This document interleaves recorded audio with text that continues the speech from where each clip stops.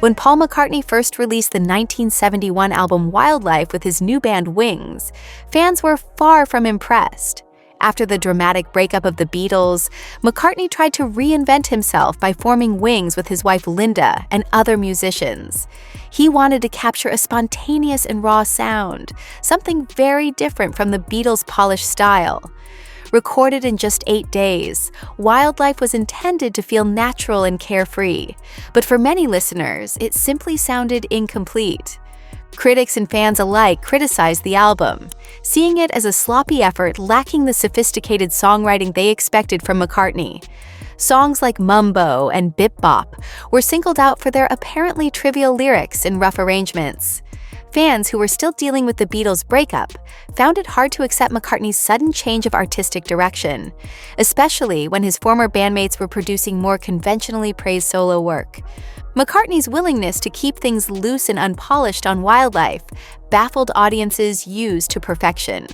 He had aimed to break free from heavy production and reconnect with a simple, joyful style. Unfortunately, this risk backfired, with many concluding that he had lost his creative spark. Some even believe that Linda's involvement in the band contributed to the album's weaker moments, since she was not a trained musician. At the time, Wildlife seemed a disappointing sign of McCartney's future.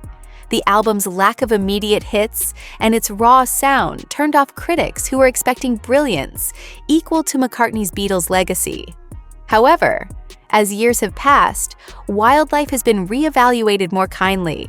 Today, some fans admire its freewheeling, homemade charm, recognizing it as a bold move for an artist who refused to repeat himself. Tracks like Dear Friend, a song addressing tensions with John Lennon, showed McCartney could still write heartfelt material, even within a casual framework. Overall, Wildlife represents a transitional period in McCartney's career, stepping away from Beatles-style grandeur to forge his own path with Wings, no matter how rocky the reception. In hindsight, the album's authenticity and spontaneous character have helped it gain a modest cult following. McCartney's desire to strip things back and embrace imperfection resonates more now than it did then, showing that the most daring artistic risks can sometimes be misunderstood at first, but appreciated later on for their honesty and experimentation.